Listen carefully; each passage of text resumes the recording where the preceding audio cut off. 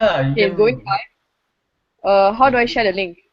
GG. Share your screen, please. Share your screen. I can stay for up to 10, 15, 10:30 lah. The maximum. Okay. Another hour. That's the maximum. Yeah, same. Then I probably have to like Dota before I sleep. I mean, Wait, how do I get the? Oh wait. we Oh are wait, live. hold on. We are live. I know. Hold on. But there's no one watching yet. Chill. There's no one watching, but this will be registered, and Oh, that's true. Oh, that's true. Just have to. just a good reminder, that we are live or not. Portray my name. So I can choose the right type of Okay. personality to portray on YouTube. Oh my god. Right. I nak solat kejap. Sorry. No, nothing. Okay. Sekejap. Selamat je. bersolat. Wow, do you actually say that? Ayo. Like, No, we don't. I mean, can you? that wasn't supposed to be answered, but anyway. Okay, where is the link? Kira, share your screen. Yeah, shh. I'm trying to find. I know it's here. It's that bottom right, looking like a. I know what a screen share is.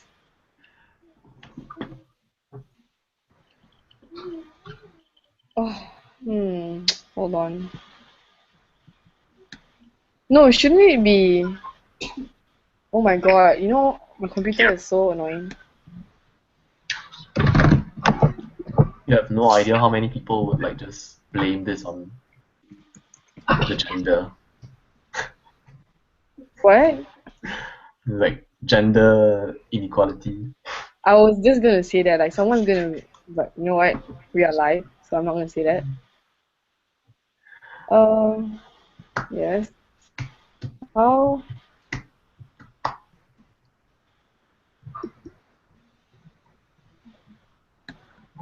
Maybe I should play like some songs, like the background music, the elevator kind of music.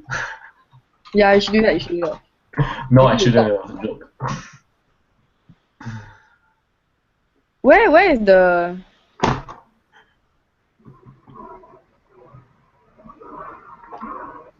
Whatever it is, just don't go off. If you go off live, then you have to create a new one again. Yeah, I know, but where is the The screen share or the share link? share link? Can you just tell me where the share link button is? It's on your screen. Do you see the on air thing bottom, like the one with the every time you talk, there's like this button. Yeah. Right on the right.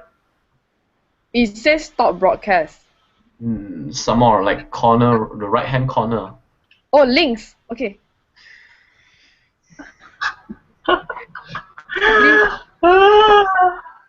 Please don't do this to me. When you click links, what do you see now? I see it. Don't Oh share my the god, wrong one though. put down on record that I'm so tech stupid. Okay, I'm sharing it at the question section. Oh wait, you know what? I'm gonna put it in the chat box. It's back. Which chat box are you putting it in? The one that we're in a call right now. So can you just share it out? Oh, you have to post that in the I already event. posted. I don't see Yes, it. I'm posting the event.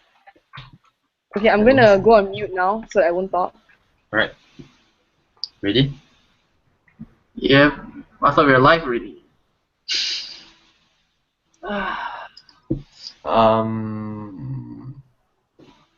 You have to post it in the event page, Kira, or else nobody is gonna be in this call. Kira? Yes, I know, boys. I know. Let me do it. Oh tak. You mute tadi. So kita tak dengar. I know I'm muted. I'm doing on purpose so that people won't see. Oh wait, shit, I posted it without. Oh, I said shit. Oh my god, I should stop talking.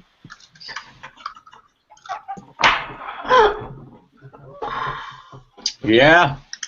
One guy's asking question. What's up, guys? What's up, Haziq? Oh, that's my friend. Oh wait, can you? Oh, I should stop talking.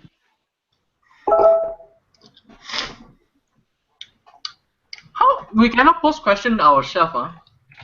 Yeah, and we cannot even upvote questions and Yeah, we should just use the comment section, I think, so that people can't up. Oh, but then it becomes spam lah. If everyone's just like spamming comments.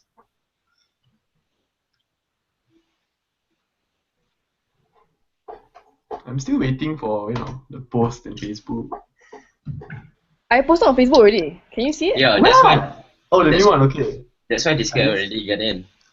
Yeah. That's the guy. I literally haven't eaten my dinner yet. I'm probably gonna cook later. Same. Well, I had dinner. Probably gonna cook breakfast. Okay, people are telling me that they're waiting for it to load. So, okay, I'm gonna. Okay, have fun. So, just in case Fatima is not joining us anymore, right? Yeah. Yes. All male panel. Oh, shit. Oh. Oh, I got new panelists. Hi, Pan. Okay, I should probably get off now. Bye bye. Okay.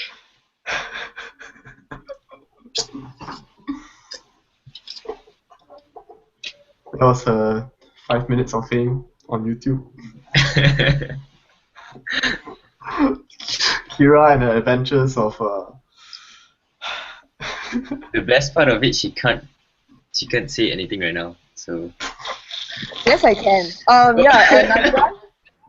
Nazran, yeah, I realized that because it was a different person that was posting it, and he didn't set answer after we answered them. So now I will do that. And yeah, thank you for all your patience. And oh my god, now it's an all male panel. I'm sorry, it did not meant to be this way. right. Yes, that was Kira. Alright, so should we proceed? I still have the list of questions from the previous call. So wait, how do we know if how many people is watching it right now? I'm also wondering about that. I know. You don't need to know, but I mean I know. I will tell you later. Alright. So yeah, Faris, can you guys see that I'm putting currently answering up here? Yes. Yeah, so so I will just choose that question and then you guys can answer it.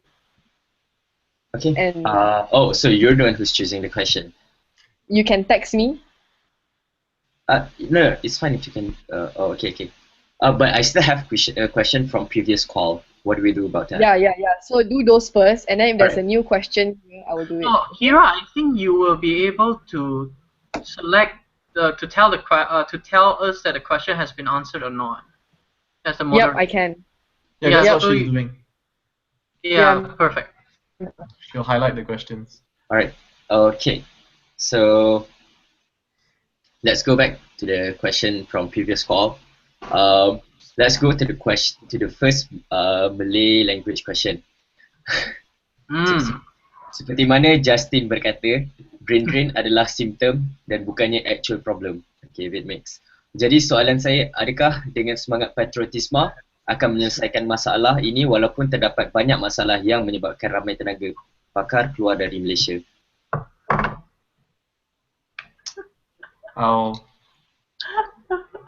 So Musodik, right? Ya, Musadik. What was the final part again? Adakah patriotisme? Adakah patriotisme akan menyelesaikan masalah ini walaupun terdapat banyak masalah yang menyebabkan ramai tenaga pakar keluar dari Malaysia? Like, should I answer in BM also? Right, I should, right? Yeah.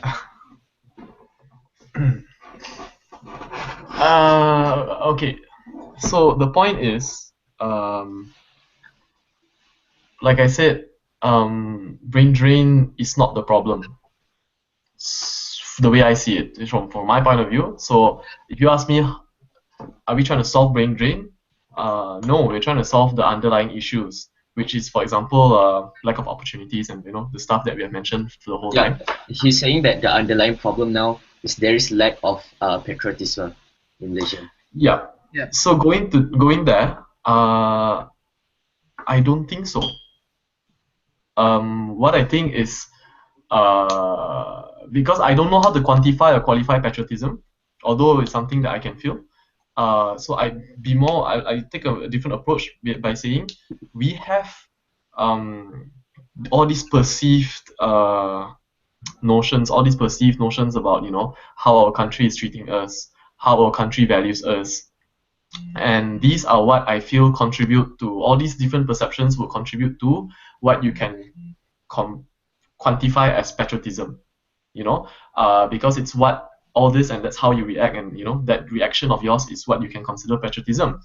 Because if obviously you feel that your country hates you, you will not, you know, you either work hard to make your country love you, or you just say screw that, I'm leaving. So I'd say it all depends on all these different individual perceptions, this elementary perceptions, which form what you call patriotism.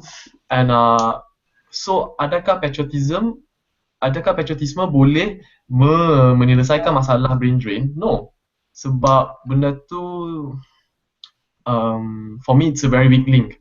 It's a very weak link. People don't leave because they don't love the country. Because if you ask many of the people who leave the country, they actually tell you they want to come back to the country, or they tell you stuff like it's linked to economic, political, social. There are concrete reasons. Even if their reasons might not be statistically correct, there are more concrete reasons than just saying because I don't love my country anymore. With the exception that there are definitely, you know, certain number of people, like in every other country, who would use that as an excuse. But I think that is a very big excuse. So if you were trying to answer that question, to solve brain drain, sort of, you know, by instilling patriotism, it's not going to work, because I don't see it as a main factor in why people leave the country. It's not how much you love the country or not. Yeah, that's how I'd say it. All right. We actually have another question that is related to what you answered just now. But before that, I would like to say to our audience, one of our panelists, Fatima, has left because she had to. So this is not meant to be an all-male panel and all such. But really hope that we can still answer your question. And if you have any more questions, just keep them coming. All right. To another question from previous call. Can I in a little bit on the patriotism question? Oh yeah, sure. I know where you're going with that question just now, where you think that if you inculcate or instill patriotism, and people will come back to the country. To some extent, it's true. But Justin, is also true in the sense that there's a lot of factors that affects your decision making, whether you want to return to the country or not. And an important question is also this perspective, right? If you're in a if you're in a one-sided relationship, would you still stay in a relationship or not? That's a good question. That's a question, right? If I love my country, I would be willing to die for my country. But if my country doesn't value me, so I would not be able to thrive in my country, right? Why a lot of say activists in China eventually migrated out of the country and seek refugee asylum in the US is because their views are not appreciated or whatnot, right? So the question really is a two-way thing. If Malaysia can take the opportunity to love their people as much as the people love them, then I love Malaysia. We can perhaps instilling patriotism may work, but if there's no two-way link, you know, there's no reciprocity there, I don't think it would instilling patriotism will be as effective. All right. So that was my conclusion. Yeah. So we kind of agree that instilling patriotism is not enough. It can be one of the reason, one of the way for you to pull in, for you to maintain your talents, but it's not enough. Call it patriotism. Maybe a sense of attachment to the country would be a better one. A sense of belonging to the country.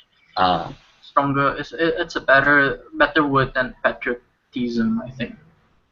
To address the situation, yeah, I think so too. So the next question by Khairul Nazran says that one of the highest motivation to work abroad is higher wages and better working conditions. How do you think we should tackle this? Specifically, what short-term policy can we take to rectify this issue?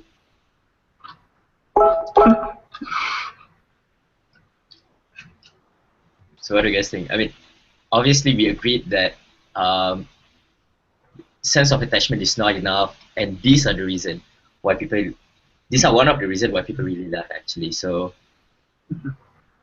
what short-term policy can we take to rectify this issue? All right.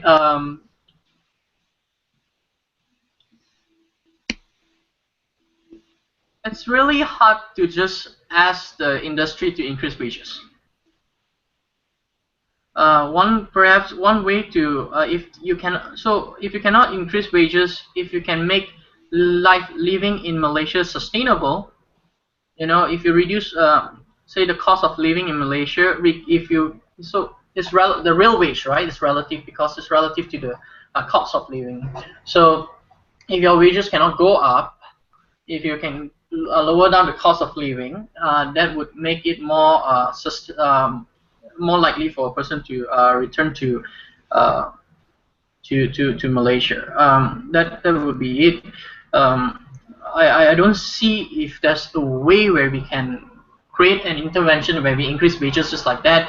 If you raise the minimum wage, you will tend to have unemployment and all those kind of cases, especially in the skilled sector. I don't think that's possible. Yeah, I really don't have a good answer for that, but one way maybe is to reduce cost of living, I would say. Yeah. Interesting thought by Ted Locke here. This is that isn't lack of patriotism a symptom in itself? I think I agree on that too because it is a symptom in a sense. What do you guys think about that? I wanted to add immediately after what Billy said just now about sure. patriotism. Go on. For me, patriotism, for me, patriotism is not a quality that you can just instill like teamwork, for example, or confidence in speaking. Patriotism is this collective, it's something very subjective. It's a collective. If I were to use an analogy, patriotism is the farm. You don't just cultivate a farm. A farm is constituted of a farm with all the different animals, with all the different plants, all the different plantations. You can't just say I'm going to raise a farm. You can't just say I'm going to cultivate patriotism. How do you do that? Teach people how to sing the national language, the national songs. Teach people about our structure. You have the theoretical part, then you have the practical part. National service itself is not just one single dimensional thing. It's this whole dimension of stuff. And so patriotism is you can't go into a you can't say lack of patriotism, so we cultivate patriotism. What I'm trying to say is, in cultivating patriotism, you would directly be showing people how much the country values you. You also be directly showing people how much they can grow in this country. And that is part of the whole wide range of things which lead to patriotism, which constitute patriotism. So it's for me, it's paradoxical to say that that I see opportunities in my country. I know I can grow in my country. I love my country, but not enough for me to stay in my country. I think it's maybe I went a bit off. To resume it, what I'm trying to say is patriotism is not something you can just cultivate like that. And in cultivating patriotism, you are directly and indirectly engaging people and already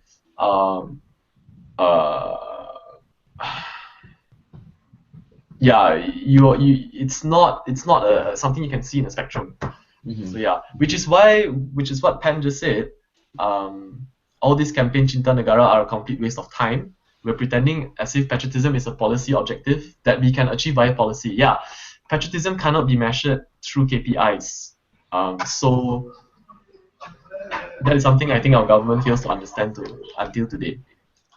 All right. Let's take a step back here and go back to brain drain. I think really patriotism does relate to brain drain a bit. But here's an interesting question though from the previous call. We focuses on brain drain a lot about what effect it has on economic aspect in Malaysia. But here's a question regarding education. If we keep This is by Jiawen, by the way. If we keep sending our best students overseas, will our local universities ever improve? I also heard this question when the government decided to cut costs on scholarship sending students overseas. So, what do you guys think about this one? Can you repeat the question one more time? I did not specifically get the main crux of it. If we keep sending our best student overseas, will our local universities ever improve? Okay. See, the problem is, again, there's a kind of selection system to the local public universities. That is, if you, so honestly, like for an average Chinese in Malaysia, it's very difficult. If you didn't get a scholarship to study abroad, it's very highly unlikely that you get into admission into a public universities in Malaysia like UPM, or it's more difficult. What they have to resort to is private universities and like Taylor's and whatnot, private universities or Utah or anything. There are still alternatives there, but it's systematically more difficult for the average Chinese to get into, if they didn't get a scholarship to go abroad. What are their alternatives, right? If they cannot get a thing. I would love the idea where if we don't send our students abroad, we can fix local universities. Yes, more talented individuals will go into the universities, but again, whether the universities can make the student flourish is another question, right? That's one thing. So that's a selection problem to the public universities in Malaysia, and also whether the university is ready to sustain all this kind of talents, right? I mean, as a third-party observer, what happened with Fahmi guy that who just brought I think invited Anwar to give a speech in there, and then he was penalized, he was punished. So there's a sense of restricting the freedom of speech and intellectual freedom in universities in Malaya. Syed Sadiq also was gotten a number of his speeches were actually prevented or something like that. They stopped the programs and whatnot. So yeah, ideally I would love the idea, but that's still structural factors within structural problems within the public university system that would prevent us to achieve that kind of problem, that kind of thing. For me, it troubles me for people to say the best students go overseas. How do you just judge best students? Without trying to go into Guys, echo. Yeah, I don't know who's. Is it? Billy, can you mute? Billy, can you mute yourself? Sorry. No problem. Let me know if there's still echo. Is it okay? Okay. It troubles me to say that we send the best students overseas because best. How did you just come up with the definition? Let me just give, without going into the how are we going to select students, how are we going to judge students. You want to say academically, those who excel academically are selected to go overseas. Of course, the selection also involves like co-curriculum testing and all that. So I understand what you're trying to say by best, but it's very limited. When you enter this kind of discussion, it becomes like a dichotomy. Oh, so the best goes, the best will go, and then the remainder stay. And this is the perception we have. And like I said, a lot is based on perception. The fact is, there are so many different things like late bloomers and people who just didn't do well for the SPM and who were therefore denied the opportunity to go overseas, or actually being labeled not good enough immediately. All that is not a problem that you can only see from a discussion of brain drain students going overseas scholarship or not. It's something that you have to see from standard 1, from kindergarten education. How is our education system planned? I give you an example where in France, it is very selective, but the mentality of the people is a bit different. I mean, the whole philosophy on education is where we don't select in general. Okay, I'm giving this in a very general manner. We want everyone who come into our school to excel.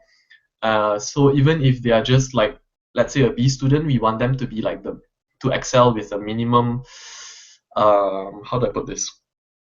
The French have a very thorough system with the Grand École, the engineering schools, all the écoles, the elite schools. It's very elitist, 20% fail every year, 10-15% fail every year, very stressful, 60 hours per week, and stuff like that.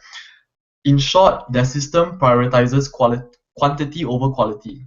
If I can compare directly with MIT, for example, they select the top 1,000 candidates out of 30,000 for undergrad, out of 30,000 around the world, 30,000 applicants. And then, the people who go in have already gone through such thorough selection. They're already the best minds in the world. There are people with so much potential and talent. You just have to push them the right way.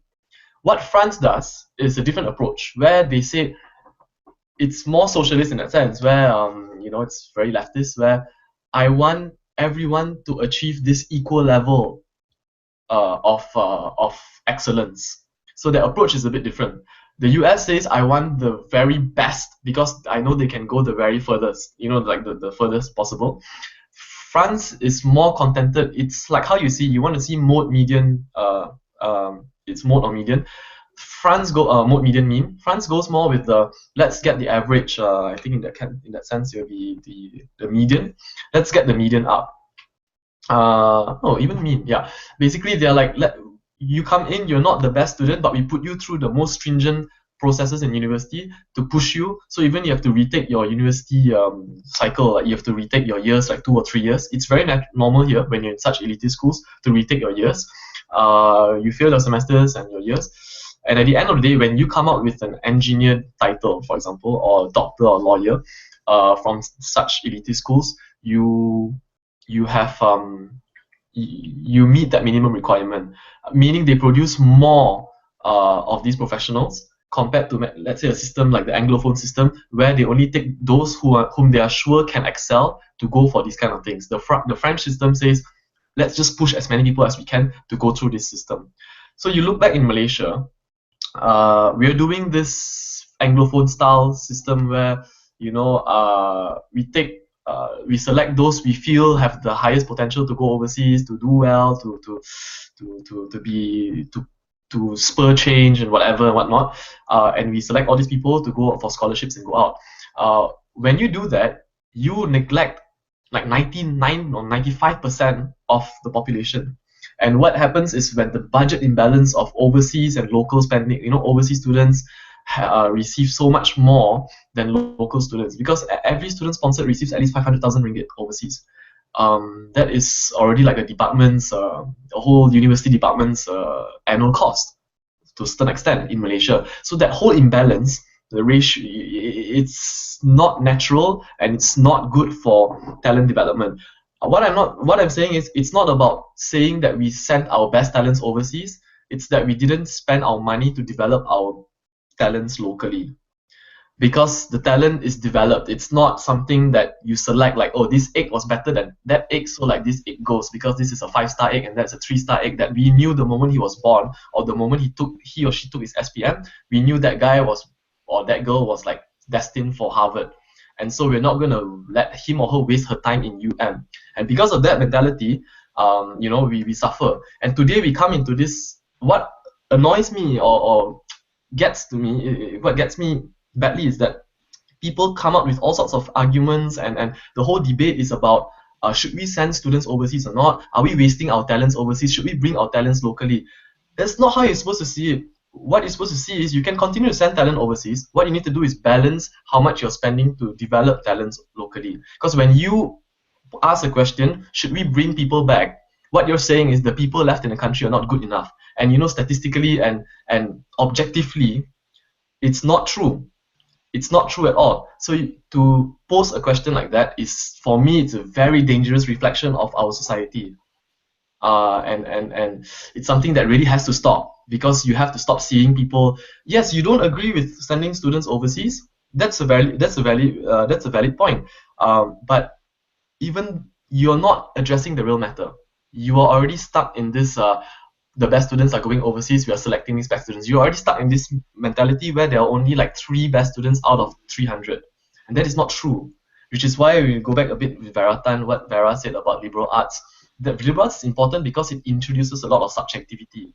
even our subjective subjects in Malaysia, like our language subjects, are not subjective at all. They're all objective, based on your points, based on your grammar, ta ta ta ta ta ta ta. Even ComSAS, which is something where you actually explore and you know, it's very subjective. It involves a lot of reflection. Don't even talk about the reflection part. It involves, you know, opinions. It involves thinking. It involves accepting different opinions. We are way behind in that because, you know, even in our subjective subjects, we are not doing that, and that is reflected in how we see things so objectively, that there are only these 5 students who can go, so like we only chose these 5. The way we should see it is there are different paths, and this student might have shown a potential in studying engineering in France, for example, because maybe he or she did some French in school, or he or she has that little potential, that little spark here and there. You send there, but you also recognize the different sparks that we have locally. Those who we didn't get to send. So it's very important to not, for me, to not immediately choose and fall into that kind of questions. Sorry, I took a bit more time. No problem. All right, thank you so much for the thorough answer. Billy, do you still have time? Yeah, sure. I can still go for 20, 30. Okay. This is the last question that I managed to get from the previous call. I think it's a bit related to what Justin talked about just now.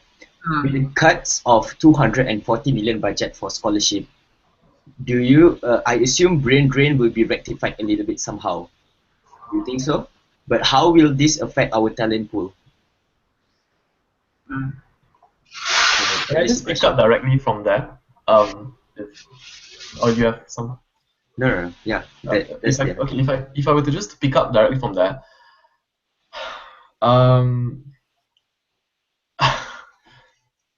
what stops someone who studied locally from going overseas to work? I would say on that part is that they have less exposure. I mean, if you study in US, you get there are like industrial roundtable in the university here every semester. So at those kind of event, you get the chance to meet companies here that hire international students. So you get that exposure, you get those opportunity right in front of your eyes. But don't you think that it's a bit harder for people in local university to have that opportunity as much as students in overseas have that opportunity? You might have that opportunity, but if you're not good enough to be hired by the company who wants to hire you as an expat, you won't be hired at the end of the day. What I'm saying is, what you're saying is true, that exposure also counts as in recruitment for overseas, you know, when you're recruited overseas. But I think the larger point of the issue is that if you develop really good talents locally, like in India, for example, where they have their IITs, and yet their students are still going overseas to work. So I think it's a very weak point to say that just because we're not sending students overseas, we will solve brain drain. But there is definitely a factor that it's, like you said, in terms of exposure, in terms of, you know, that, yeah. Yeah. Do you want to say something just now? Regarding to the statement whether stopping scholarship will solve the brain drain problem, I would say it's a yes and no thing. It's a very ambiguous thing. One clear source of brain drain is really students who are studying abroad. That's true. So at that part, we reduce the portion of students who we can perhaps reduce brain drain in that sense. On the other hand, also Justin is right in the sense that like what's stopping working Malaysians already to move overseas to work? Yes and no, but overall, I do think for a local Malaysian to work to get a job overseas, like they will need a lot of resources to be able to find a job opening overseas, right? You need networks. If you don't have networks, you cannot find a job overseas. That's for one. You need to be able to invest, fork up a huge capital to make the first relocation, the relocation cost. I do agree with Justin saying that if the person is talented, he will get employed anywhere. But the problem is really the resources that is available immediately for Malaysians locally to make that move. I do know that when I was back in Malaysia, there was immigration services that helped Malaysia to migrate to Australia. Uh, those definitely in that sense, the question whether thing stopping scholarship will reduce brain drain, this kind of thing will make that argument weak. But to some extent, the argument would also stand true in terms of resources. Right. Thank you. So those are the only questions that I have from the previous calls that I managed to get before it ended. So we have some questions here. There's this one from Muhammad Rushdi Muhammad Yassin. What is the role of the sponsored students in the nation building, given the hundreds of thousands of taxpayer money spent on each of them? Even though some of the students, for example, let's say like Mara, you don't have bonds, don't you think that there is a moral obligation, like we talked about just now, for them to come back? So what are the role of these students in nation building?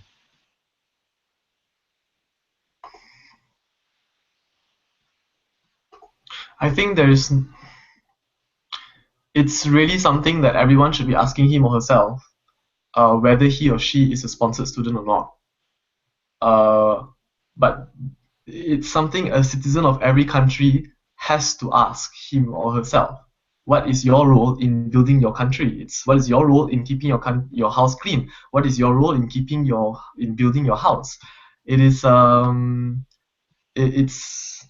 I'm not trying to say to diminish the importance of sponsored students or in nation building. What I'm saying is, when you put your question out that way, what you're saying is people who are not sponsored don't have a role or don't have to play the role in nation building. And I definitely do not agree with that. But then if I were to take that context of, the more specific context of if you were a sponsored student, what is your role? Your role is to, firstly, the legal obligation to serve that bond with whatever conditions imposed by JPA or whoever your sponsor is. And secondly, I think you have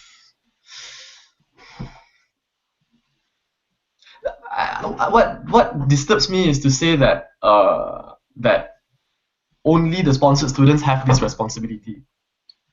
And I think when it comes to responsibility, it's not something that you impose on people. They realize their responsibility and then they step up to it. You don't tell someone you have to do this, have to do that. It's not like your mom nagging you have to do your dishes. Well, fine, but yeah. But taking the context of the question itself, let's put aside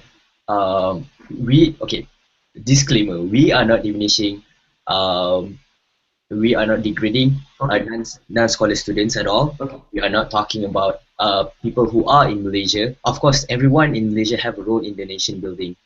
But what is the role of the sponsored students? I mean, these students are being paid by taxpayer money, some of them, like JPA and all. So don't you think that they have to go back to Malaysia, or what is the role? I don't even. Okay, I get that. Okay, in that in that context,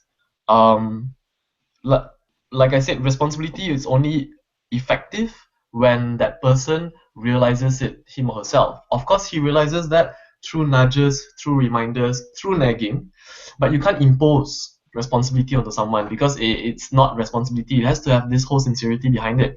And if when you try to answer a question like that, what you're trying to do is impose that responsibility on the person. If, let's say, okay, all that aside, sincerely, that person will need to be able to will need to realize his or her how much cost has been invested into him or herself. When you realize how valuable you are in terms of investment, like how valuable you are to your parents or to your family or to your friends or to your company, then you will work hard to like repay that investment one way or another. I can give more in more concrete terms. The role of a sponsored student is to really come back or not, but I'm not saying come back immediately or not. What I mean is to focus his or her efforts to actually build the country through using the opportunities that him or herself received overseas lah, as an overseas student. That means it's quite cliche. I think most of us know, you're not sent overseas to play PS3 or PS4 the whole day, or Dota the whole day, or you have to contribute. You have to be aware, and you definitely have an advantage to act because you probably equipped with certain skill sets which some people don't have back in Malaysia. So you identify those skill sets, you identify the opportunities that you have, even if it means bridging the two countries, even if it means bringing technology in or bringing Malaysia out. You identify those things, and you have all sorts of opportunities to do that. I had 5 years here, and I can testify that you definitely have that chance. And then while you're overseas, you construct a career plan, a future plan of you include Malaysia in whatever you're going to do, to a certain extent. You can't just say, screw this, I'm not gonna care about my country anymore because you're being paid by the sweat and blood of your countrymen. Yeah, I'll put it that way. Okay. We have alright, I think this will be our last question. We have a question from Penlock regarding Telecom, and I also realized that we have this similar question from previous call. So I will just conclude the question itself. How do you think Telecom, what suggestion do you have from the perspective of students that Telecom should do to bring back those people from who are studying abroad, or reducing the rate of brain drain itself? Because like Fatima stated, we Telecom has been getting like 3,000s, and they want more. So what suggestions do you have on that? How can how can they get more? So let me clarify something. I think the number 3,000 wasn't an accurate measurement of KPI. I think it was during that time where they just transferred the scholarship talent attraction retention program to talent. And then so it was like just a bunch of graduating students who are coming back to Malaysia, then they just count 3,000. I think there was some criticism of the number somewhere before. I'm not so sure whether correct me I'm wrong, but that was somewhat the number. Alright, so let's avoid that gray area then. Let's not talk about the numbers. What suggestion from perspective of students do you have? If I'm the head of Talent Corp, I know him at all. I cannot do my job properly. Why? I cannot do my job. You know why?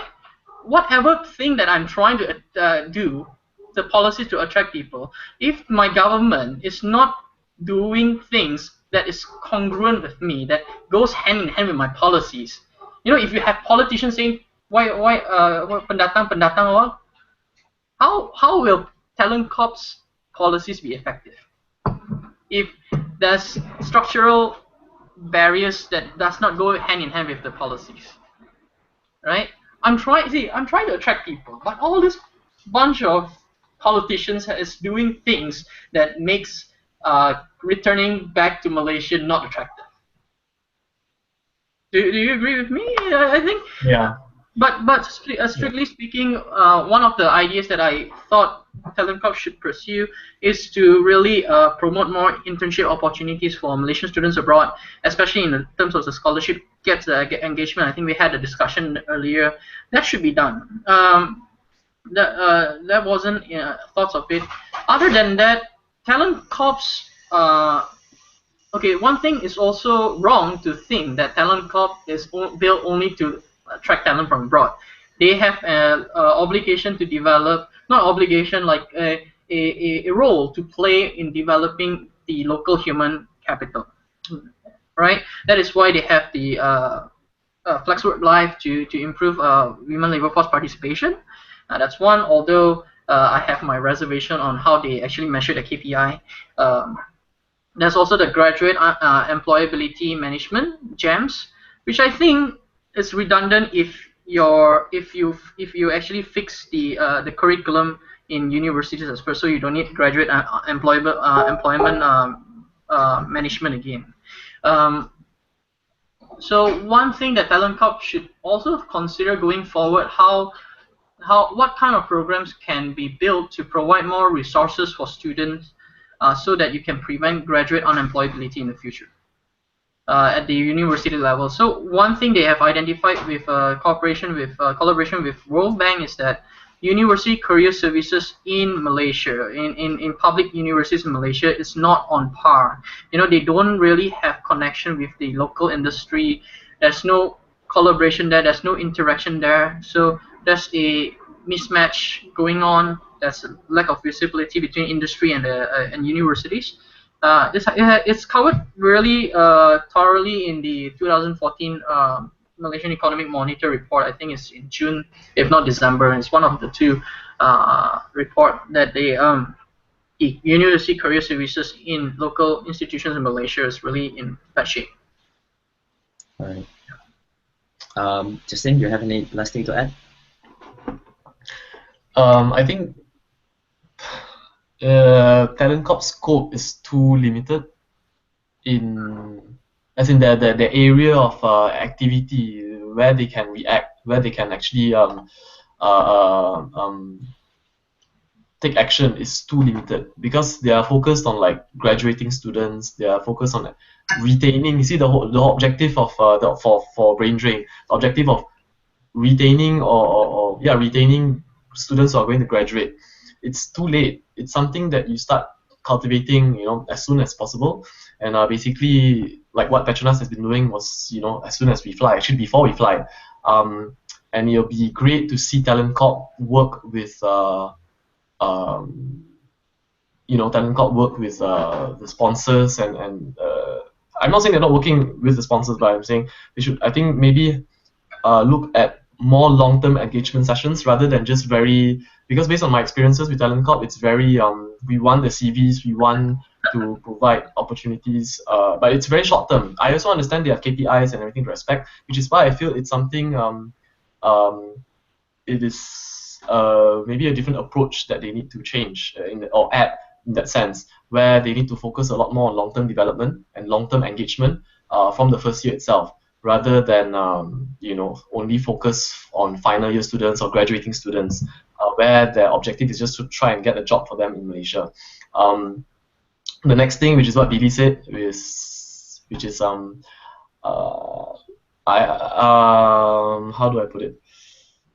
I know to a certain extent that whatever Talent Corp is doing is not, like what Billy said, it's not parallel, it's not congruent with it's not reflected in the government service in the civil sector, for example. So the people in there have voiced out the fact that it's not it doesn't reflect the kind of ecosystem that Talent Corp sometimes that Talent Corp needs in order to bring the students back. So when I spoke to Tan Sri Ali, the KSU, the KSN, Ketua Setiausaha Negara, he mentioned that we are trying to be more, the civil sector is evolving and it's trying to be less determinative in terms of its structure, where you enter at the lowest rank and you go up and all the way up. So they have fast track programs and they have more transversal recruitment. But I think it's in practice it's still very far from it's still a very small thing. It needs to have more.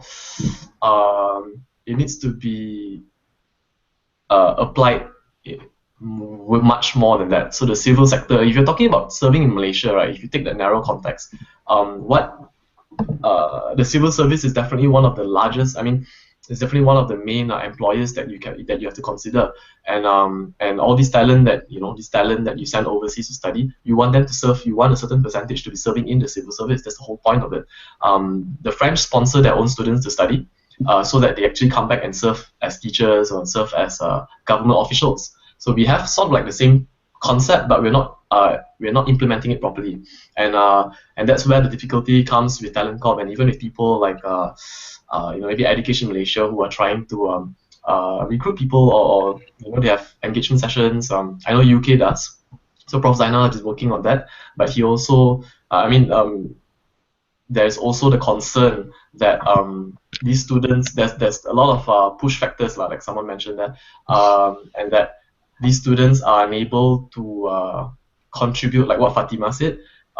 These students want to come back and contribute and have an impact, but the environment doesn't allow them to do that properly, especially in the civil service. So it's very difficult to just say how can Talent Corp change their approach or something, because these are things that are way beyond their control, and it puts them in a very difficult situation.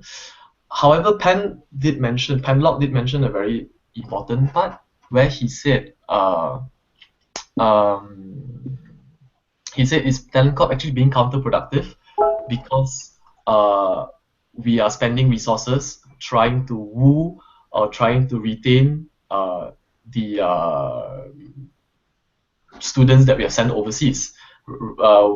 I think I understand, maybe we should be focusing those resources on developing local students itself. But like I said, Talent Corp scope is narrow. It's based on the context that these students are already out overseas. You cannot evaluate the cost of sending them overseas and the cost of retaining or trying to get them back under the same situation. You can't put them in the same basket. So it's there are two different costs. And I'd say that Talent Corp is vital in engaging students overseas. What they should do maybe is to really enlarge their outreach and to start earlier. Maybe for now, on paper, BTN and JASA are doing that.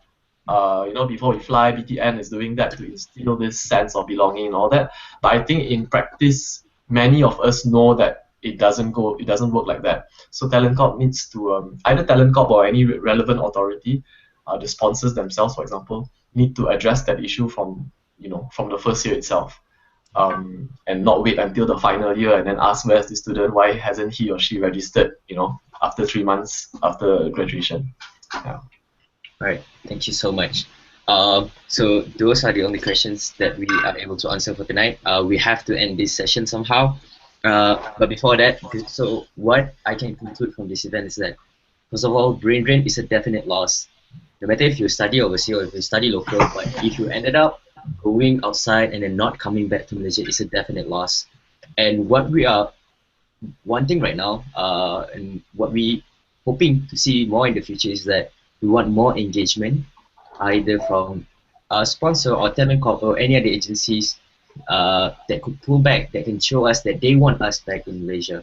Like what Justin said, you get a sense of belonging to Petronas when they gave you so many engagement sessions. You feel like you're part of family.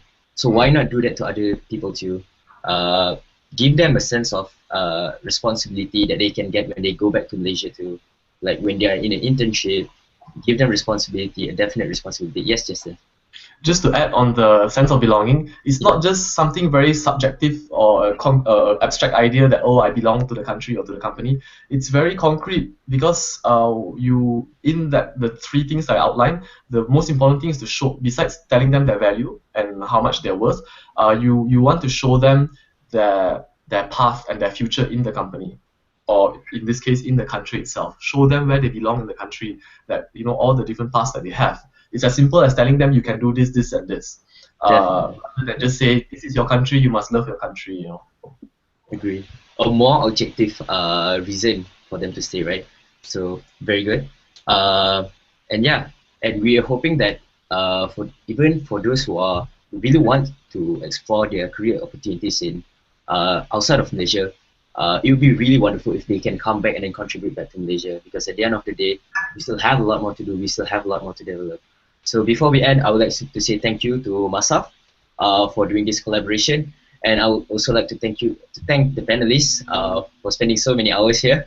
You guys have been awesome. You guys have been very solid and very thorough too. I really enjoyed all the excitement, and also from the audience, I really see a lot of good questions from the audience. I respected your input, and I'm really sorry if I didn't answer some of the questions. There's so many of them that we had to evaluate. But in conclusion, it has been a good night. I really enjoyed it, and I hope that everyone will learn something from this. Thank you so much for spending your time with the first ever Mahasiswa Hari Ini series, and we hope that we can see you again in the future. Thank you, and good night from US. Alright, see ya. Oh, Billy left straight away. How do we off air? Okay, so should I just hang up? Cause yeah, before I embarrass myself more. Oh, Justin, you're muted. You have to go off air first, Kira. You're still live. Oh, oops. I mean.